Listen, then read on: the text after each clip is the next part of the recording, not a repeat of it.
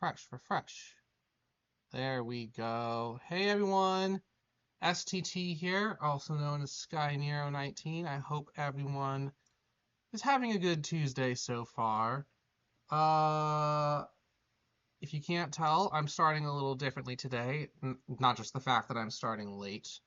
We're just gonna be chatting for a while to start the stream tonight because, I'll be frank, I'm exhausted.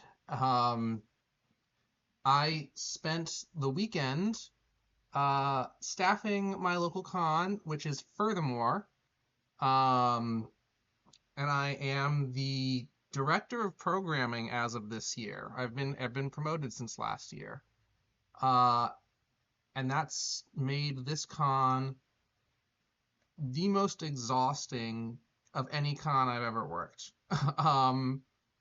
So yeah, we're just going to be taking it easy. My brain is still not braining very well. Like, not only did I just get utterly exhausted over the weekend, considering I took 2 days off work to do this, 2.5 days off work, to staff FurTheMore, I had a lot to catch up on today, so I barely got off work today before it was time for stream. Putting in 10 hours of work today. Probably will do similar stuff for the rest of the week. But, so I'm starting today's stream off pretty chill, maybe just chatting a lot about FurTheMore for now. And then as the night goes on, we may switch to some low-key fun game just for the heck of it. But I still need to think about that. I still need to eat. I did order pizza, so that'll be coming in a little bit, hopefully. But in the meantime, I also probably should actually post that I am gone live. Let me go do that on my Blue Sky accounts. I do appreciate that Blue Sky has that go live feature to it. Let's see here. I'm gonna just go live. I always need to look up what the official link is, because I always keep forgetting when I try to tell people what my official Twitch link is. There we go. Tell people what my official I don't know why I can never remember it. There we go. Live. We'll say we're going live for 2 hours because that's what's officially on my schedule. Even though my schedule actually says Hollow Knight and Hollow Knight Silksong, I do not have the energy to do either of those right now. All right, so I've gone live on my furry account. Let's now go live on my gaming account. There we go. Now people can see. But yeah, the last time we did one of my Silksong streams, it ended up spending most of the stream trying to get through one room at the top of King's Crossing, I think it was.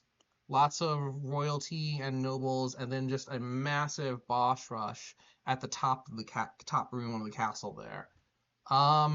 I did finally make it past the third wave at the very end of the stream, not last week, 2 weeks ago, but then discovered there was a fourth wave in the King's Room up there, or I assume it's the King's Room, I don't know. So I am not doing Hollow Knight until I can record myself keep trying at that room until I beat it. Because I don't think I want to just keep doing that over and over on stream. We'll make it a nice little video first.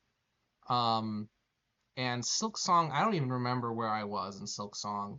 It's been so long because I spent like 2 or 3 weeks playing just the original Hollow Knight.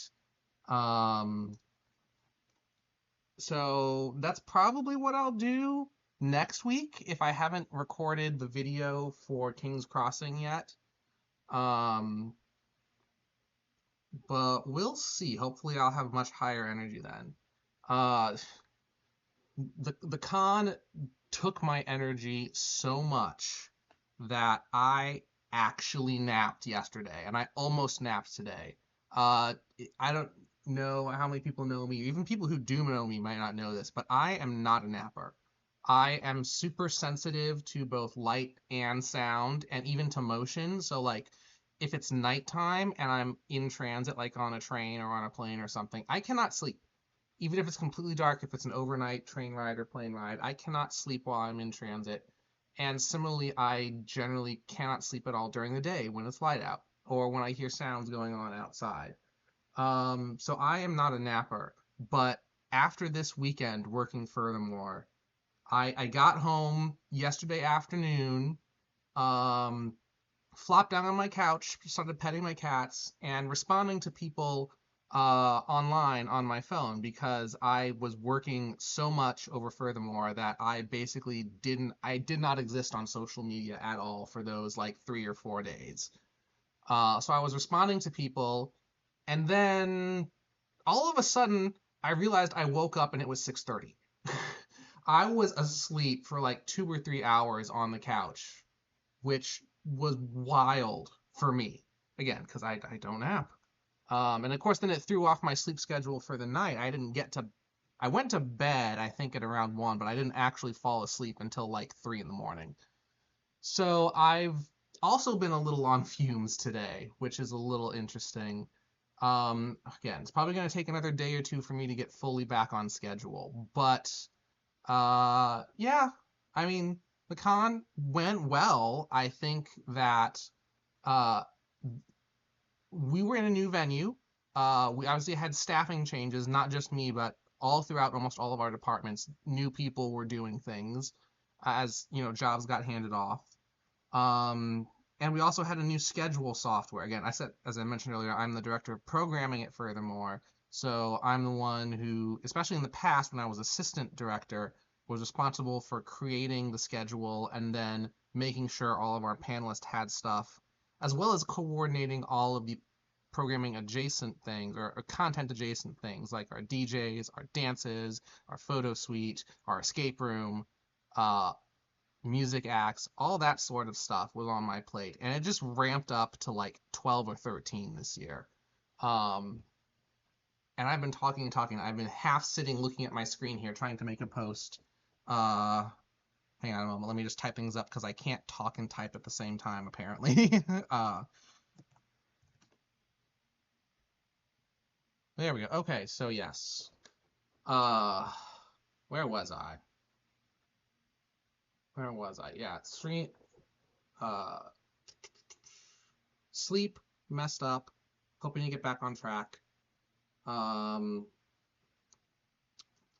yeah. Oh, I just smacked my lips and it reminded me that I am hungry. I did order pizza earlier. I think I mentioned that. So we will be having that. My own little con after party here on stream. Woo, pizza. Um, but we'll see how that all goes. Speaking of little after parties, I've gone this whole stream so far and have not mentioned the extra art that I'm showing on screen right now. This is an awesome little pool party piece that I got from a Hugga Dog, as also known as Beige. I've been a fan of their work for a long time, and in the past year, I've actually gotten multiple pieces from them. So I am really happy. I think this piece in particular not only is looking forward toward like spring and summer fun, which I thought would be good to feature today, but today is also Trans Day of Visibility. So I thought this piece would also be fun to shout out. We've got some trans representation in here. We've actually got all sorts of different queer representation here, which is part of the reason why I absolutely love this pool party piece.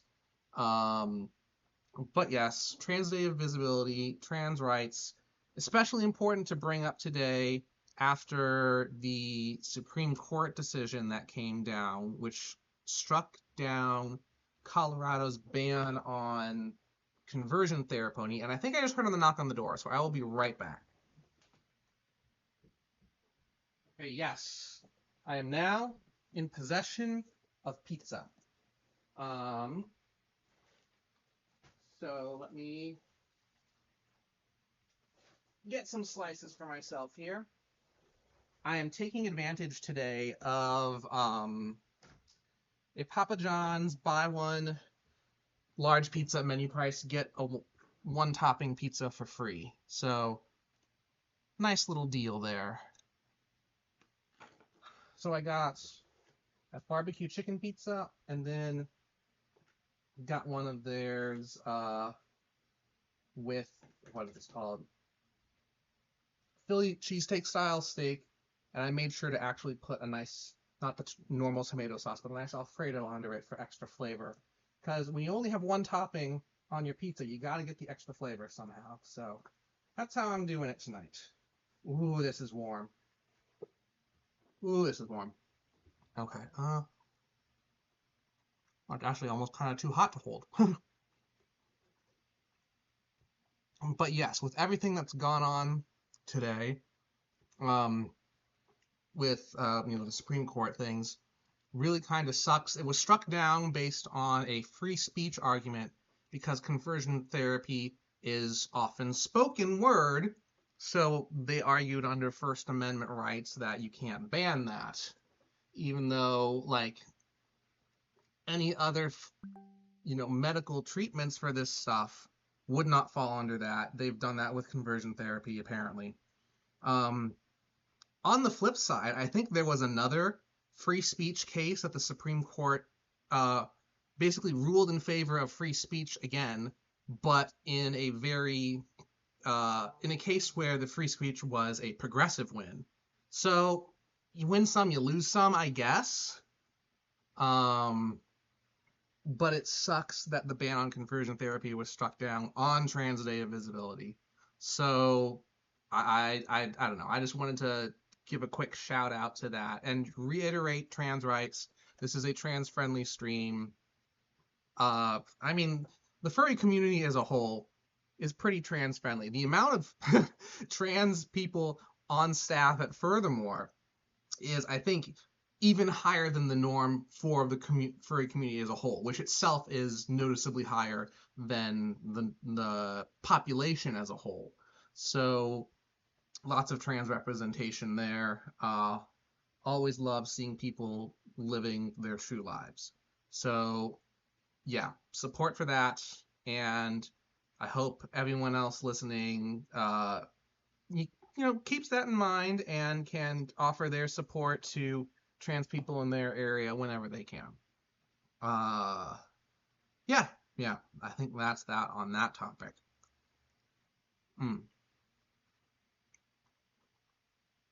But let's talk a little bit more about FurTheMore. So for those who don't know, FurTheMore is kind of the DC Baltimore area furry convention. That's going to be changing a little bit next year, and I'll get to that later. But FurTheMore started in Baltimore for its first 2 years, outgrew its hotel there, and then best option was actually moving down into the DC area, particularly Northern Virginia. And it stayed there for many, many years. I started going to FurTheMore in its second year, which is the last year it was in Baltimore. Went just as an attendee for a few years, and then started staffing. No, I volunteered in 2016 and then started staffing in 2017. I think that's how it goes. I've already forgotten. It's been a decade already, which is wild to say out loud. But we've jumped hotels actually quite a bit recently, because our third main hotel in Crystal City didn't have the best relationship with, and ended up I don't want to say dropping the contract, I don't think. It was just like maybe not renewing for an option year or something to that effect. I don't know. But whatever it was, we ended up scrambling last year just to find a place to host us. We had a wonderful time out in Dulles by the airport out there, especially because some of the people who were working at that hotel had known us back at our second hotel in Tyson's Corner. And they loved us. We unfortunately had outgrown them, so they were thrilled to have us back for a year. Those people were thrilled to see us again at Dulles. But it was also still on the smaller side for what we wanted and needed. And it was also out in Dulles, harder for people to get to, and not a lot of food options around. We still broke all of our records last year, which was amazing to do.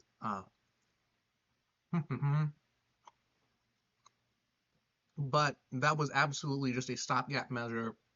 We went searching around, and our chairs found the opportunity to go back to Baltimore, which is what they've always wanted to do. Um, Baltimore's a little tough because there really aren't a lot of like mid-size venues, and our con right now is very much a sort of mid-size con. We are not, you know, 1,000 or smaller, like you might have with like weddings or graduations or other like small business association things. Um, but we also aren't like the 5 or 10K cons. Um, and those are the two that Baltimore as a city kind of caters towards. They really don't have a lot in terms of anything in between. So for this year, we actually split the event over 2 hotels that were right next to each other, thankfully, and have worked together before. So that was a lot to adjust to. And again, it was the second time in 2 years that we had moved. So there was a question of, how we were going to be doing on attendance. And wouldn't you know it, once again, we both blew our attendance numbers out of the water from the previous year. We had our record fursuit parade.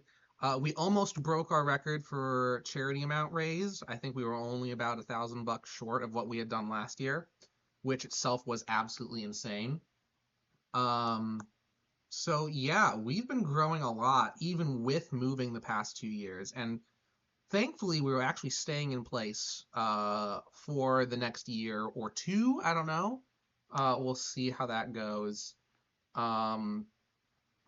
Hopefully, everything will work out. But we now have a full year's worth of lessons learned that we can actually apply to the following year, which will be great. And fingers crossed we can have another year of 10% growth.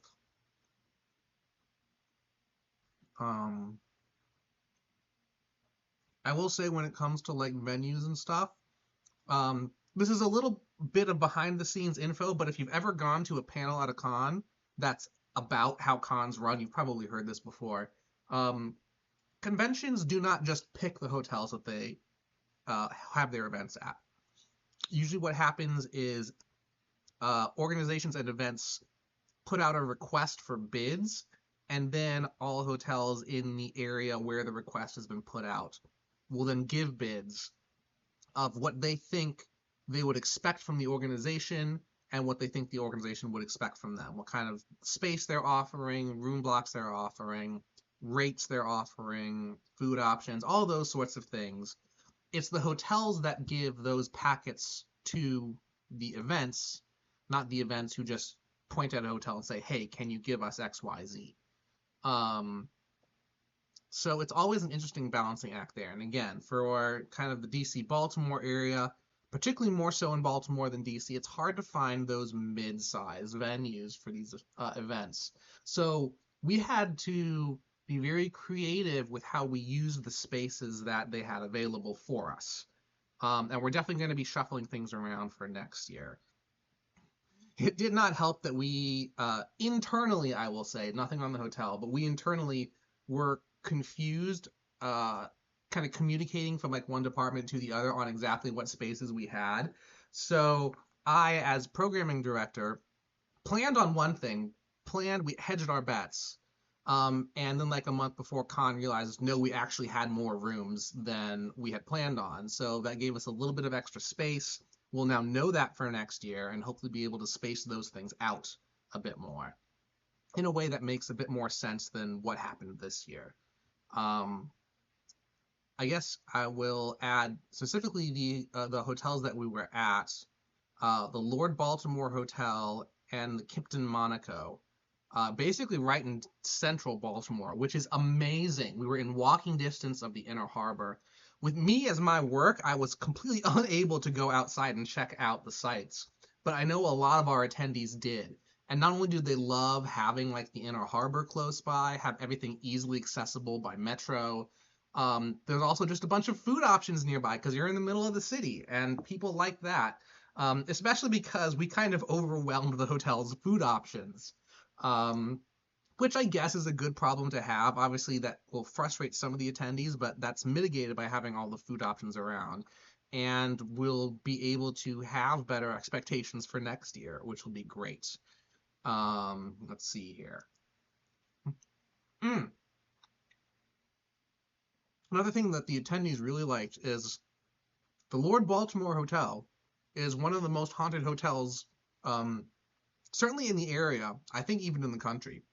And although I personally did not have any haunting experiences, I know at least 2 panels that happened that were affected by supposed haunting activities, which was kind of funny to be talking with our panelists about.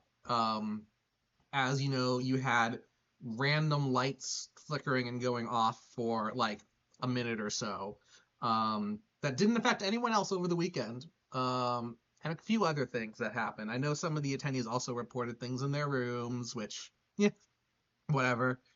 But that was fun. The one thing with the Lord Baltimore Hotel, the part of the reason it's haunted is it's one of the oldest hotels in the area. So it's absolutely gorgeous. I mean, the space is so wonderful to inhabit.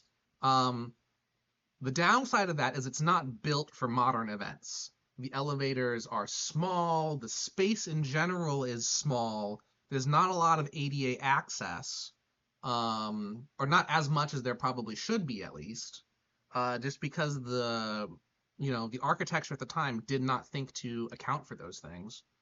And odd spacings of stuff. So we actually had most of our events on some of the lower levels, which was more organizational stuff than actual event space. But then we had like, the entire lobby level. We had a nice ballroom there. We had the mezzanine level. We had the actual ballroom upstairs. And then we had the entire 19th floor, which is other event space, which is completely separate. And considering the size of the elevators, made getting up to any of our events on the 19th floor a little difficult. That is definitely a lot of feedback that I received from some of our panelists and attendees about the panels. Like getting to and from those panels was hard, which is totally understandable. Something we can't really avoid, I will say, just because, again, we had to work with the spaces we were given. It's an old hotel, and is built the way it is. But that's how we were able to actually have enough space for our convention. Because we not only max out the event space that they have, we ended up maxing out our room block in that hotel. I don't think we maxed out the room block in the other hotel, the Kimpton Monaco, where we had some other event space. And we needed that other hotel's event space to actually even make everything work, because 2 of our major attractions, our marketplace and our gaming rooms, had to be over in the second hotel because there just was not space for them at Lord Baltimore. So we might be shuffling things around this year, exactly what goes where, but I think it was, I won't say it's the best we can do, because again, we had lessons learned, but I think we did a really good time. And aside from the difficulties that an old hotel offers an event, I think most of the attendees really enjoyed it. I know I did like a social media search this morning, and I found dozens of people praising the con. I found a handful of people who maybe weren't praising the con specifically, but were really talking about how much they enjoyed their friends or enjoying pictures that they got.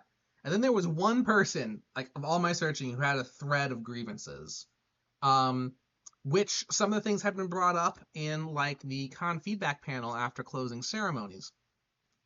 So there are definitely things to think about. As I said, lessons learned for next year. But yeah, overall, I think it went well. For me personally, on the back end, as I said again, it was absolutely exhausting because where's the best place to start here? For the 3 days of the con, I was working 15+ hour days, and that wasn't even the entire schedule because I usually opened, I did not close. I left it to my team to close. Um, and on the note of teams, every furry convention you go to will want more staff. So if you have a local convention that you like, please volunteer as staff. That is just my PSA request for anyone who's listening. Um, More staff makes lighter work. It makes shifts possible. Uh, it just helps. It helps so much. So please consider it for any convention that you enjoy going to or one that's close to you. You will make the entire fandom a better place. And you will make yourself a better place because you'll actually get to see kind of what goes on behind the scenes more. I think a lot of people make criticisms of cons because they don't know how much work goes into it or what restrictions there are based on hotel contracts or local regulations or anything like that. So it's a win-win if you go volunteer to staff at cons. Please do so. But yes, even with having a team to help, I ended up doing 3 15-hour days. Plus the 2 days on either side, I still had other work to do, as well as just transit to and from the hotel. Because, as I mentioned, for the majority of FurTheMore's existence, it was in Northern Virginia, which meant it was within 10 or 15 minutes of me. Actually going to the con this year means an hour and a half, like, or maybe even 2 hour drive if the traffic is really bad. It's the DC Baltimore area, so it happens. Um, it is a little sad now that I don't have a con that close to me. Since FurTheMore has moved, there has now apparently been another con popping up in the DC area. I don't think they have popped up because FurTheMore has moved back to Baltimore. I think they were going based on the wording on their website and other things like that. I believe they were going to make this con on their own whatever FurTheMore was doing. I saw the very first version of their website, and although they didn't say it explicitly, they kind of threw shade at all of the other cons that have been in the DC area before, because we've had 3. And they're ambitious, I will give them that. And they actually landed the Gaylord National Resort over at National Harbor, which is a massive venue. And again, they are ambitious. I wish them well. I think a first-year FurryCon at the Gaylord is going to get absolutely swallowed and lost in the venue. It's going to feel cavernous. That's my guess. People do seem to be excited about the idea, especially because this new con, Capital FurCon, is advertising as 21+, which there aren't a lot of furry cons that will do that explicitly. I know like Las Vegas FurCon certainly is one. That's one I do want to go to at some point. I do think there need to be more 21+ FurCons. So again, I do wish Capital FurCon the best. It'll be awesome to see if we can have a con like that flourish in the area. I do think they kind of have overestimated or underestimated some of the things they will or won't need. But hey, more cons is always good. So there is now going to be a con in the DC area again, even as FurTheMore has left. FurTheMore itself, again, we're hoping to stay at the Lord Baltimore for another year or two.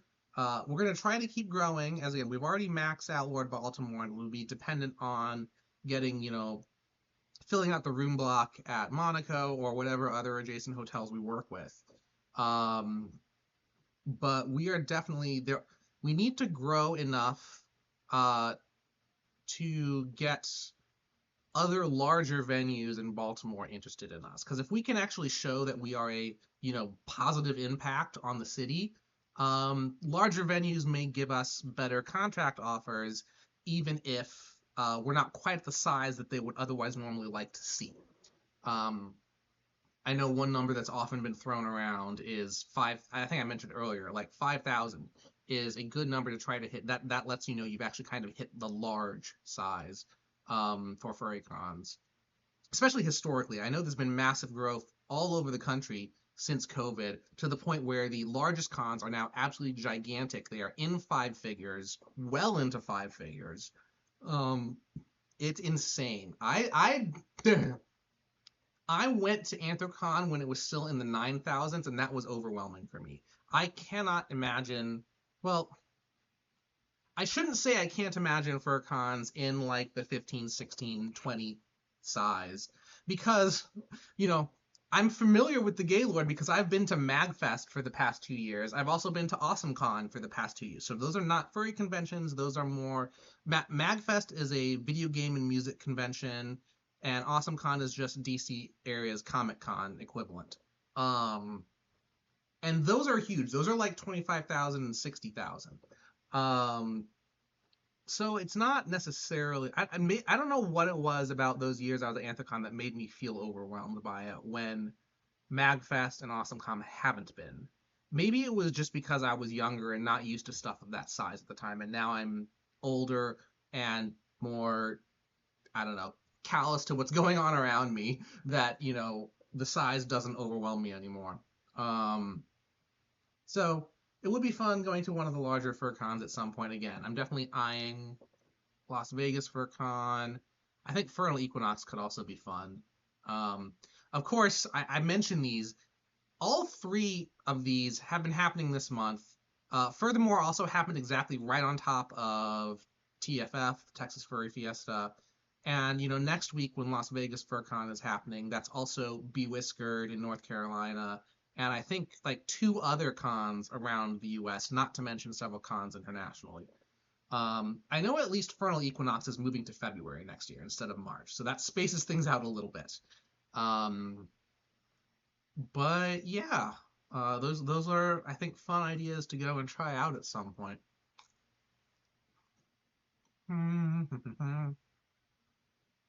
Apologies, I'm still eating. Let's see, what else can we say about FurTheMore? Oh, so yes, it was exhausting for me just kind of running everything. But I will say something that I did this year that I had not done last year was get back into hosting my own panels, which some past staff made fun of me for. You have now taken on more responsibilities as staff. Why are you hosting panels anymore? Which is fair. But this also goes back to, if I have a team under me to take shifts, I can still actually go have fun and enjoy the con at some point.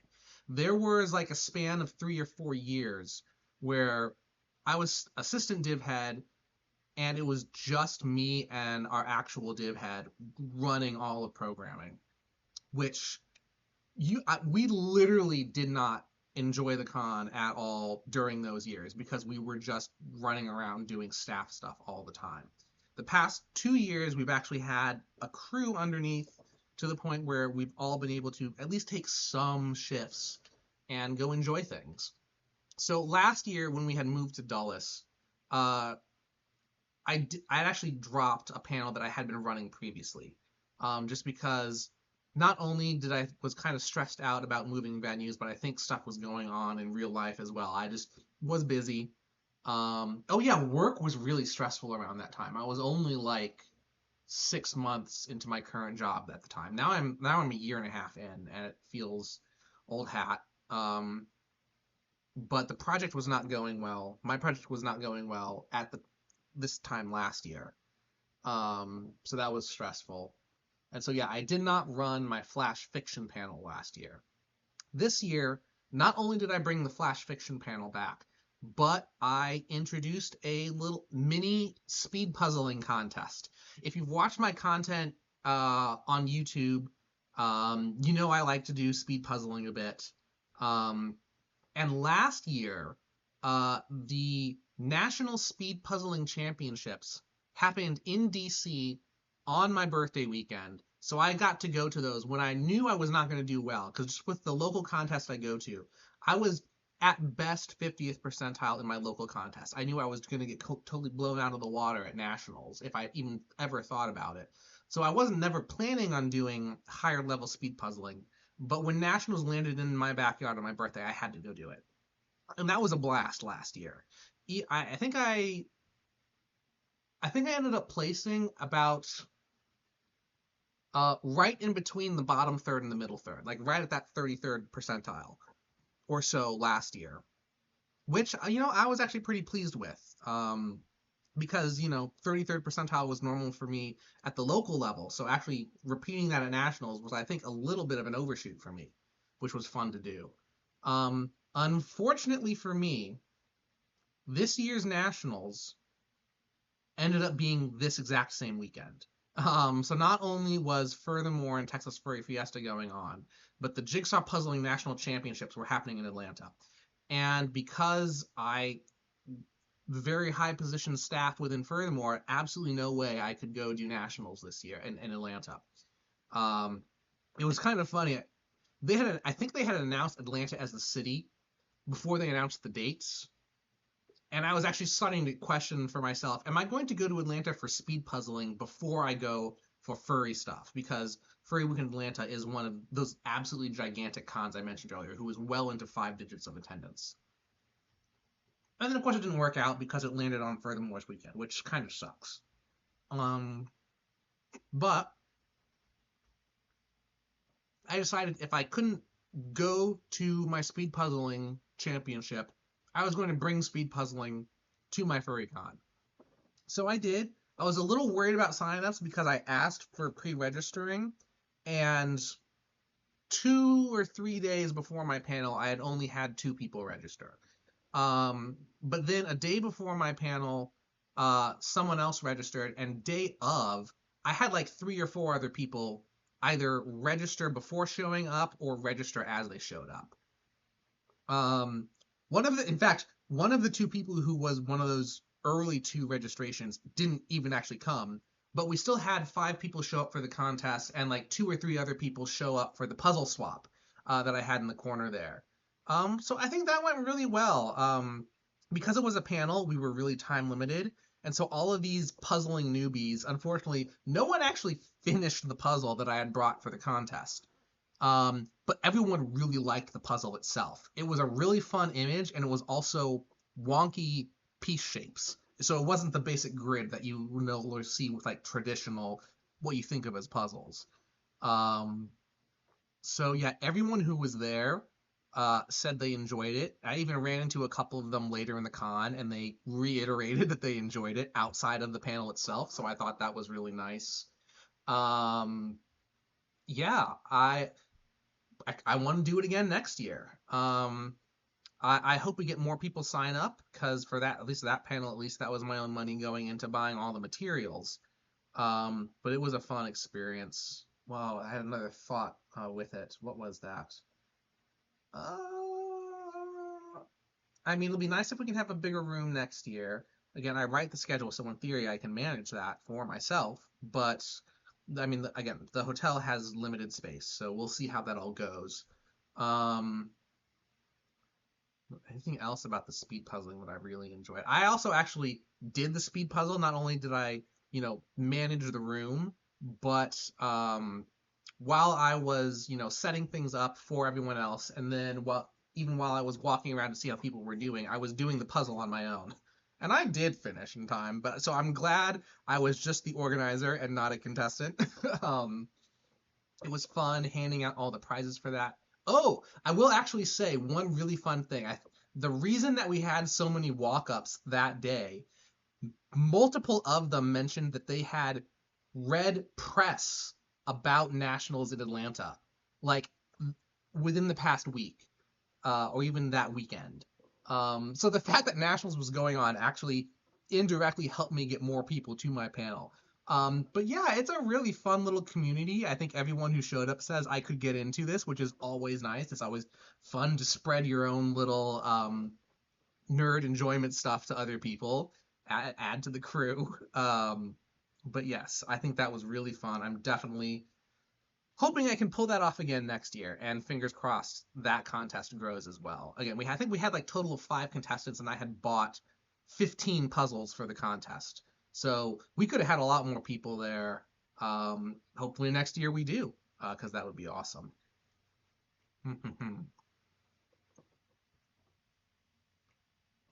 I don't know. Let's see. I'm trying to think if there's anything else fun to talk about for FurTheMore. I guess I can also talk about that flash fiction contest because I'd done it in the past. I was off for a year last year and I brought it back this year. And it was a really good contest this year. The top three were all really good and they were all really different. So it was kind of hard to rank them. But I'm glad I had someone co hosting the panel with me. That's also the person who teased me about, with previous staff, who had teased me about running panels while I was div head. That was actually someone who held that exact position several years before I have it now. Um, but yeah, no, he's awesome. And we, thankfully we were kind of on the same page when we did our judging for all of the entries. Top three were all very good. Hard to split, but we ended up agreeing on what the split was for who got first, second, and third. And it was really fun seeing people's reactions for when they got announced, especially our first place person, because she had turned around to look at the rest of the room, assuming it had to be someone else who won, and did not realize I had said her name until like 10 or 15 seconds later, because now everyone else was staring at her. And they're also really fun. I say they because she and her husband both entered. They were up at the front of the room. They were incredibly engaged both in our rules panel at the beginning of the weekend and the results panel at the end of the weekend, where we read out all the winners. They host a podcast after every con they go to. And so I noticed they had posted it in the FurTheMore chat, so I listened to it as the podcast went live. Especially not only as like the person who ran that contest, but also just as, again, programming director, I want to know how panels went. And they had mentioned several other things that, we also had got brought up in our con feedback session after closing ceremonies with other attendees. But it was fun hearing them also gush about the hotel itself, even though it was kind of crammed. Its character is amazing, at least.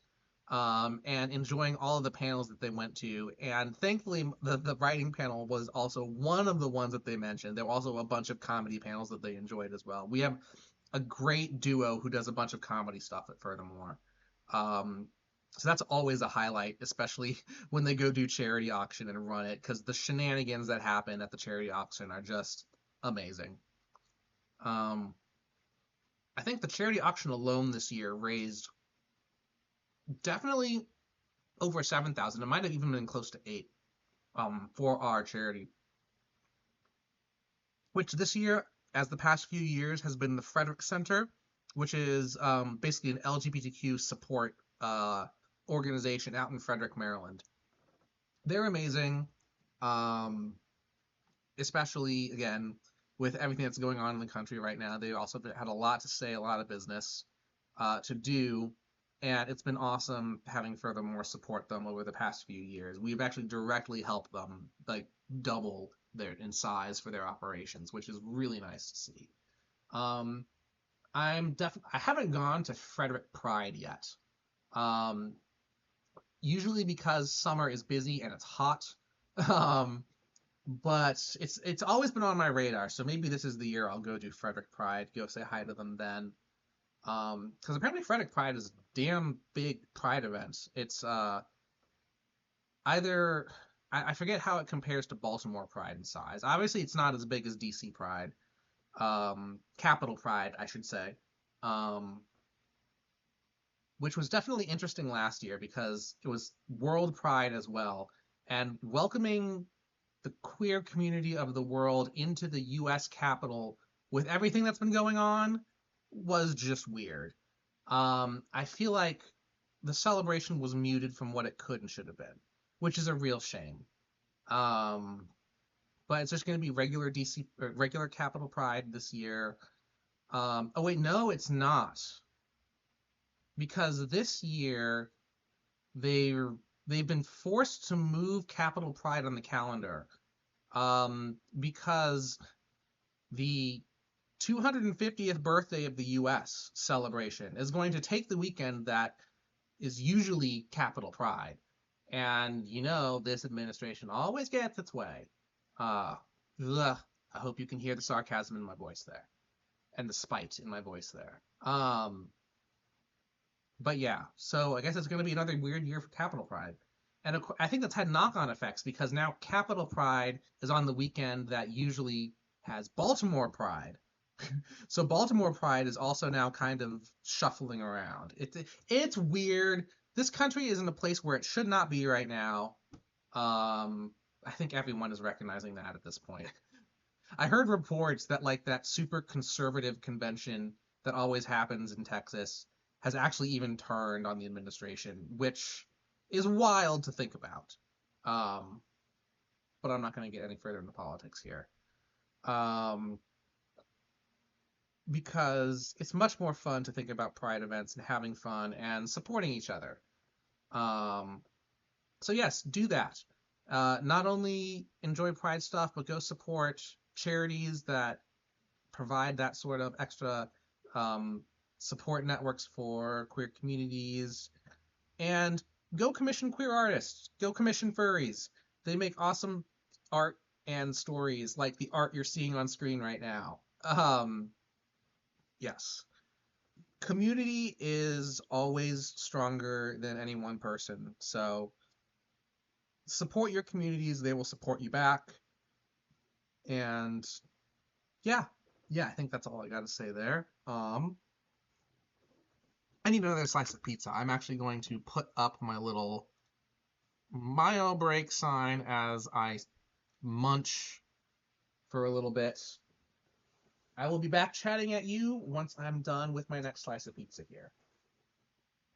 In the meantime, actually, you know what? I'm going to treat you to some nice little binging sounds. If you saw my stream last week, you will know what these sounds are coming from.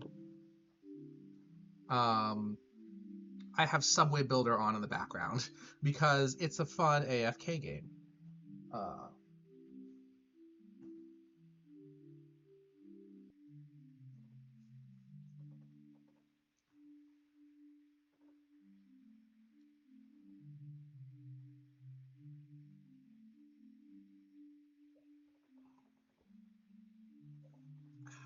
Okay. That is a second piece of pizza consumed.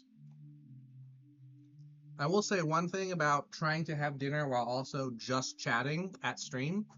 Um, Definitely making me eat slower, which is probably a good thing. It's always good to eat slower because then your brain gets to catch up to your stomach more and you don't overeat. Um, I do certainly need to keep, an eye on all that sort of stuff. I'm dangerously close to 200, so I need to get back down a bit. I was actually really interested. Oh, actually, I was curious to see this weekend if I was going to gain weight or lose weight over the con because I knew I was going to be busy, which means running around a lot and a little bit of stress, which usually can go for weight loss. But also, in general, the con always likes to keep its staff fed, and stress can actually, I guess, also go the other way, especially if you are sedentary a lot while being stressed and go for weight gain. I forget what's happened in past years, but I was really glad to see, well, I won't say really glad. I was glad that I didn't gain weight over the course of the weekend because I was just as heavy this morning as I was this time last week, which is still heavier than I want to be. But the fact that there was no gain was good. And part of that was probably because of some of those food issues that I mentioned earlier that we just kind of overwhelmed the con or overwhelmed the hotel. And so I missed a few meals just because I knew I did not have the time to wait in line to go get food because the lines were super long. So I tried to make do with snacking here and there over the weekend. Hey Ryu, good to see you. Welcome in, welcome in.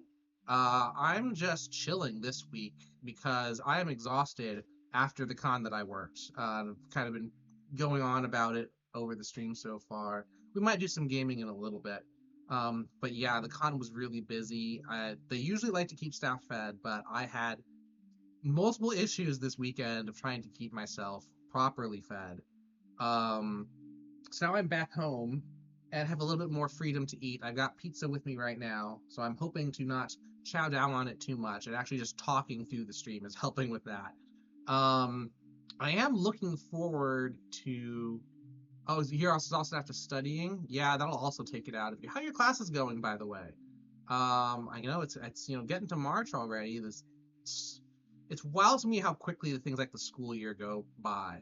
Um, Pretty good. That's good to hear. Um, Always good when your classes are going well. Uh, I always liked school. Thankfully, I was usually pretty good at it. I never really struggled with school until I hit grad school, which was a bit of a wake up call. When you're good with school through most of your schooling career, you don't learn how to actually struggle properly, and then when you actually get hit with struggling, it's a massive wall. Um, but yeah, that's grad school for you, I guess. Um, where was I otherwise? Oh yeah, food at the con. So yeah, struggled with food a bit, but everything went well. I'm now back home. I need to watch what I'm eating, and I'm glad I'm talking a lot while I'm having dinner here because that makes me slow down and eat less. But also I'm excited because sometime in the next week or two, I'm probably going to buy a new bicycle.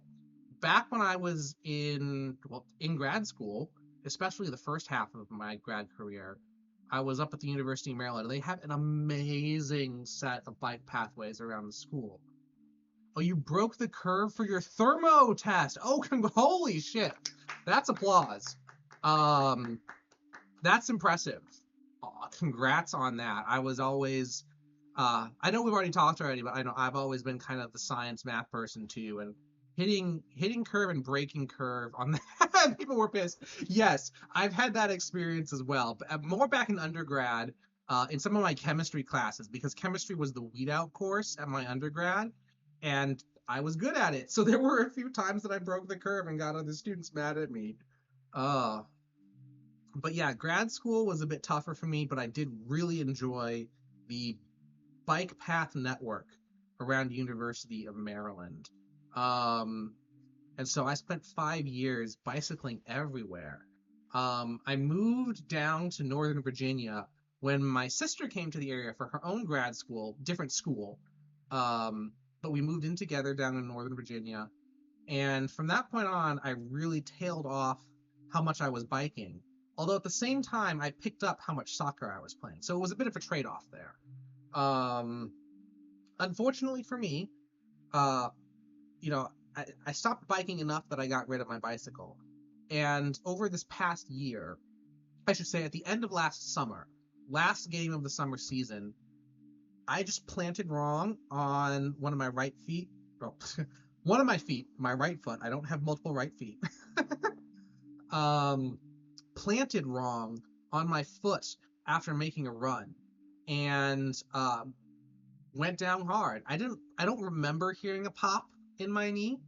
Um, but when you go down non-contact injury playing soccer, you always worry about it being an ACL tear or one of the other ligaments in there. Um, Thankfully, it wasn't that because that is awful to deal with. But unfortunately, I had in fact broken my knee. Broken the top corner off of my tibia. So that was the fifth time I had broken a bone in 10 years while playing soccer. I had never broken a bone before in my life.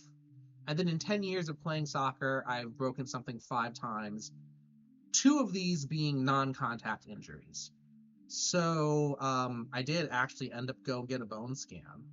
And the result was my bone density was not so low to be a medical problem, but it was a good standard deviation below my age cohort. So I'm like, all right, this just might be a sign to stop playing soccer. So I don't have a good athletic output or outlet right now, which is why I'm hoping to get back into cycling. There are some nice cycling trails around where I live now as well. Um, but instead of being like a really intricate network like they were around the University of Maryland, it's more like longer paths, which are really nice bike paths, by the way. But they're more kind of longer and spread out. They're half kind of casual trail, half almost commuter trail. Um, but it's still a nice network around here. So I'm looking forward to getting a bicycle again and seeing what it's like and maybe getting back into that. Yeah. Yeah, get back into cycling would be great. I do have some friends in the area. I guess more acquaintances, friendly acquaintances. Um, but I know one of them who's already very much into cycling, and now he's both given me information as well as given a few other acquaintances information about, what bicycles to get, what bike stores to get, what trails are really cool. So we might actually now be forming a little Northern Virginia furry friends bike club, which would be fun to actually have a nice group to go do things with. Because that's one thing I really liked about soccer is it was a social activity, and bicycling is often very solo.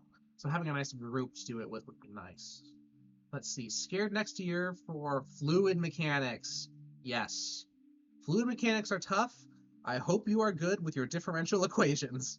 Um, because, boy, yeah. And then also just some of the physical conceptions that you need to get in your mind for fluid mechanics is also just weird. I have a story from grad school about this sort of thing. So I went to grad school for like weather and climate science. I had not had any weather courses in undergrad. I had some climate courses, but they were like paleoclimate courses. So I knew nothing about the dynamics of the atmosphere.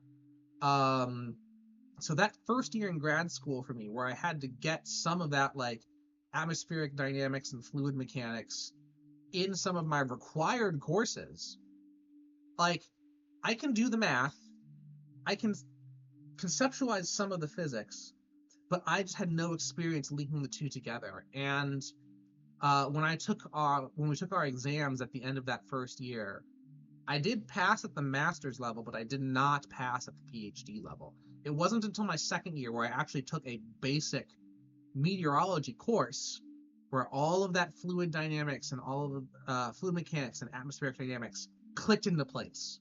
I just needed that background information to really kind of merge the math with the physics. Um, and then I think I didn't break the curve when I retook the test the second year, but I did really well. I did really well the second year, got on the PhD track just fine.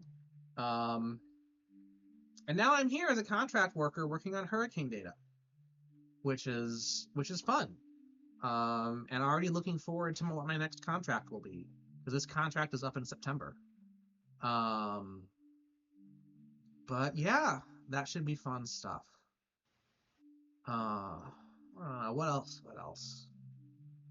I have now been blabbing for a full hour, which I am impressed about. I know I talk as I play my games, but doing nothing but talking is a first for me. And yeah, full hour of it already. Hang on, actually, I need a drink now. I can actually, as I say that, I can now start feeling it in my mouth and my throat that everything's drying out. One moment here.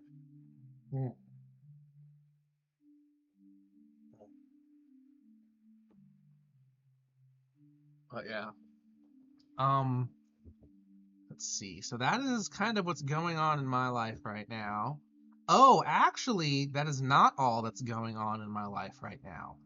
Um, I am toying with the idea of doing an extra stream either Saturday morning, sometimes Sunday, or Monday afternoon. Um, because this coming Monday is my birthday, and I feel like it would be fun to do something on Twitch for that. Whether it's the day of or during the weekend beforehand. I have no clue what I would do. I don't have any like hugely pressing games that I want to dig into at the moment.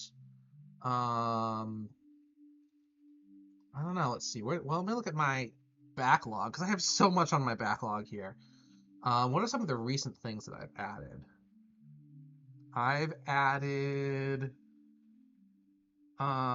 Sokobond, Limelight, Cosmic Express, Dissembler, Stacklands, Railbound.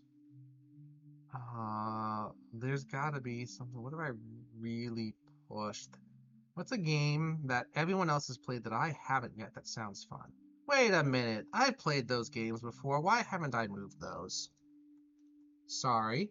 I just saw that Ghostland Yard and Groove Yard were in my backlog folder when they should be in my active folder because I've started those.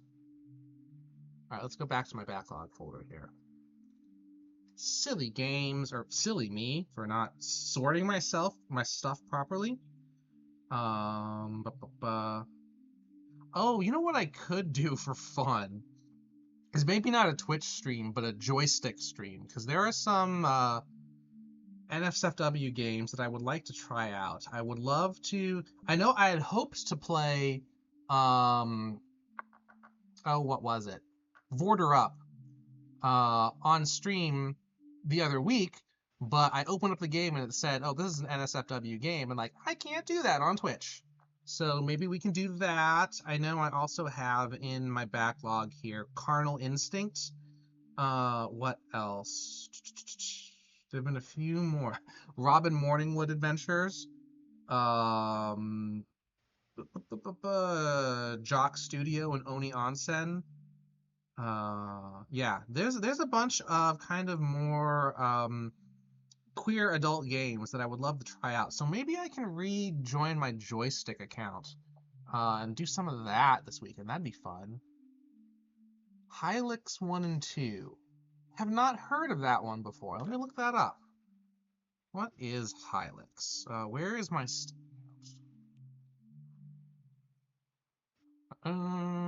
Steam. Let's see what Hylix is. Ooh, that's interesting. What is recreational program with light JRPG elements? Okay. Interesting graphical style. It's not. It's a surreal abstract. Okay, it looks like that. I was worried it might have been a horror. Yeah, very claymation. You're right. I do like that. Is definitely a fun style to look at. From the hero images, I was worried it might be more horror, and I'm not a horror person, but I can maybe do surreal and psychedelic. That might be fun to look into. Yeah. Thanks for the recommendation. I will check those out. But yeah, so maybe sometime this weekend I'll do a special stream for my birthday. I don't know. Um, we'll see. We'll see how I'm feeling. Again, I'm still even today exhausted from my convention. So hopefully by the weekend I'll have more energy, especially because I've got a couple of those little other birthday plans. Yes, yep. Birthday is on Monday. So I'm gonna have a light dinner with friends on Monday, and then on the Saturday before I'm hoping to do a pub crawl. Unfortunately, that's also Easter weekend, so a lot of the people I've asked have other plans. So it probably won't be a super big pub crawl, but we'll have fun with whoever shows up. Casey, happy birthday! Thank you, Ryu. Um, it's appreciated. We'll hopefully have fun then. But yeah, what game do I want to play right now? Maybe. Do I want to do one of my puzzle games? I don't know how good those view on stream. Um.